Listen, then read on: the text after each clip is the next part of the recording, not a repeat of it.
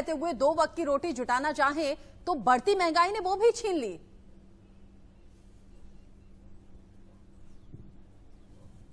दिया था कि 2014 में भारतीय जनता पार्टी के पास जब सरकार आई थी, मुझे लगता है कि सचिन भल्ला जी को शायद थोड़ा आंकड़ों का ज्ञान नहीं है, लेकिन आंकड़ों में नहीं जाऊंगा, कृपया करके चुप रहिए सचिन भल्ला जी। जब आप बोल रहे थे मैं बड़ी शांति से सुन रहा था, आशा करता हूं कि अब आप मुझे सुनेंगे तो आपका ज्ञानवर्धन होगा, इसलिए थोड़ा ज्ञानवर्धन कर लीजिए। क्यों चिल्ला रहे हो? कोई लाभ नहीं है इससे।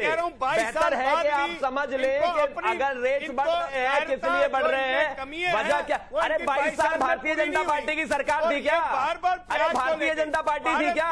22 साल भारतीय जनता पार्टी थी क्या सचिन भल्ला जी?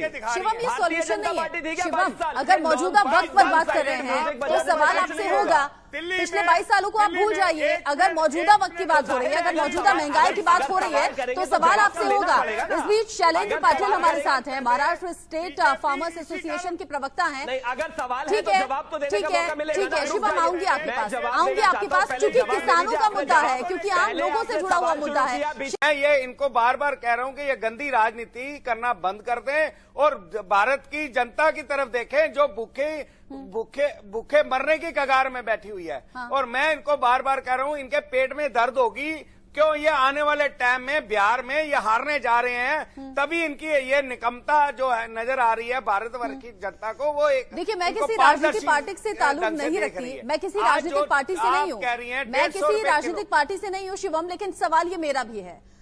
छोटे मोटे व्यवसायी, छोटा काम कारोबार सब कुछ सिमट गया, सब कुछ ठप हो गया, लाखों लोगों की नौकरी चली गई, लाखों लोग बेरोजगार हो गए। मुझे लगता है अब शिवम आपको जवाब देना चाहिए, मुझे लगता है अब आपको जवाब देना चाहिए। एक किसान को सुना आपने, इनके पास कोई जवाब ही नहीं है। मैं बड़ी शालीनता के साथ पूछना चाहता हूं, अभी कृपया करके इनको कहिए चुप हो जाएं। मैं चाहता हूं कि इनको जवाब मिले, इनको जवाब चाहिए, चिल्लाने से कोई लाभ नहीं है। पहले सुन लेते हैं, फिर आप रिएक्ट कीजिएगा। सचिन भल्ला जी को कहिए कृपया करके चुप रहे। सचिन भल्ला जी सुन लेते हैं, पहले शिवम को सुन लेते हैं। 1 मिनट शांत हो जाइए, शिवम बात बोलिए। जानते नहीं है, ठीक है, सुन लीजिए।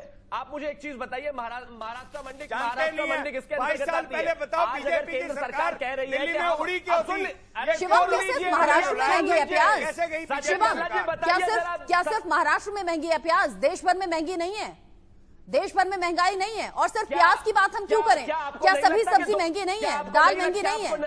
क्या आपको नहीं हो क्या पता नहीं है क्या? अरे जानते नहीं है कि सब मंदी की मार क्यों है? पता नहीं है कोरोना क्या होता है? अरे मैनकाइंड में, हिंदू इंसान के इतिहास में 500 साल में और आप अपने आप जो पर्दे कर रहे हो ना, ये देश की जनता को नजर आ रहा है कि जो आप काम कर रहे हो ये देश की जनता को नजर आ रहा है। और बिहार इलेक्शन में आपको मुंह की खानी पड़ेगी, ये आप देख लेना। सिर्फ प्याज के लिए आपको मुंह की खानी पड़ेगी बिहार के लिए।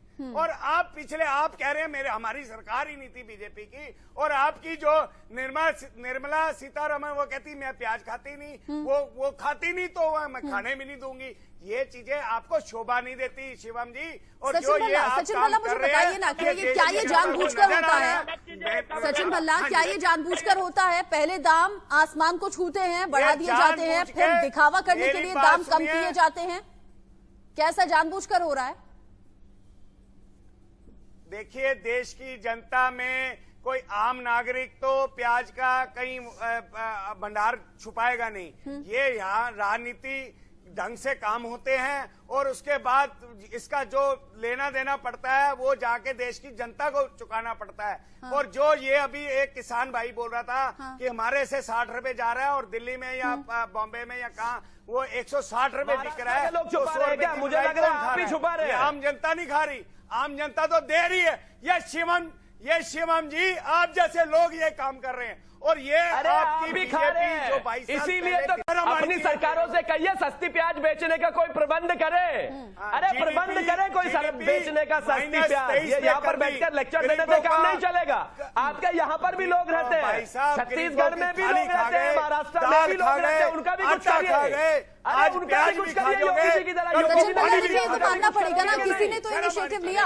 सचिन भल्ला ये तो मानना पड़ेगा ना, किसी ने तो इनिशिएटिव लिया। अभी योगी सरकार ने इनिशिएटिव लिया है, यूपी में ऐसा हुआ है, बाकी राज्यों में क्यों नहीं हो सकता? 8 रुपए का जहां गैर बीजेपी सरकार है वहां क्यों नहीं हो सकता? सिर्फ राजनीति करने से तो काम नहीं चलेगा ना।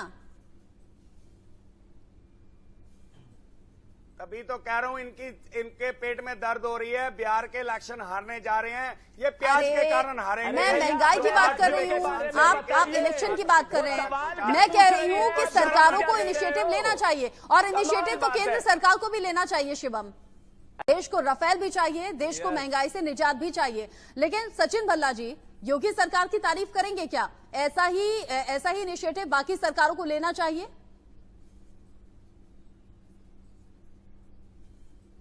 देखिए, मैं अभी एक किसान भाई की बातें सुन रहा था। वो कह रहा हमारे यहाँ से 8 रुपए किलो प्याज जाता है। हाँ। तो और एक बहन से सुन रहा था जो आपने ग्राउंड जीरो पे उनसे मंडी में उनसे लिया, वो कह रही थी 160 रुपए किलो प्याज बिक रहा है। तो मैं शिवम त्यागी जी से पूछना चाह रहा हूँ। अच्छा, मैं आपको बता दूं, वो 160 रुपए का 2 किलो था। वो 160 रुपए का 2 किलो था सचिन जी। 152 रुपए क्यों खा रहे हैं? वो सुनने में थोड़ा सा दिक्कत हुई थी।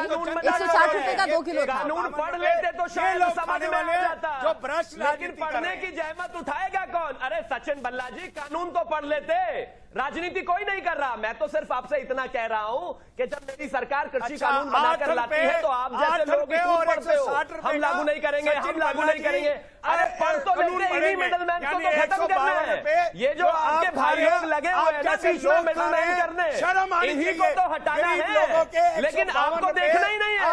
अरे शर्म छोड़िए, वो किसको आनी चाहिए, क्यों आनी चाहिए, उस पर मत जाइए। ये राजनीति करना बंद करिए। और अगर आपके राज्यों में आपकी सरकारें हैं ना, अगर कांग्रेस राज्यों में भी कोई दिक्कत हो रही है तो थोड़ा उनको भी प्याज के लिए सहूलियत दीजिए। अपनी सरकारों से कहिए सस्ती प्याज बेचने का कोई प्रबंध करे। अरे प्रबंध करे कोई। ये शिवम जी, आप जैसे लोग ये काम कर रहे हैं, और ये आपकी भी खा रहे हैं। इसीलिए तो कृषि कानून लाए हैं।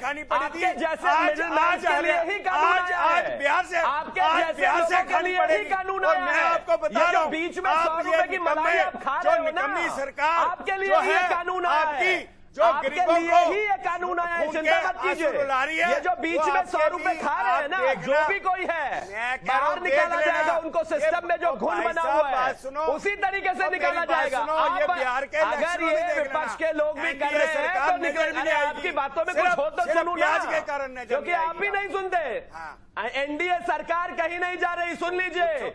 50 साल एनडीए सरकार कहीं नहीं जा रही। आप जैसे बीच में 100 रुपए खाने वाले लोग हैं, इनको भी कृषि कानून के तहत निकाल भगाइए। देश की जनता तय कर लेगी किसको सत्ता में लाना है, किसको नहीं लाना। आप रहिएगा। रवि हमारे साथ मौजूद है।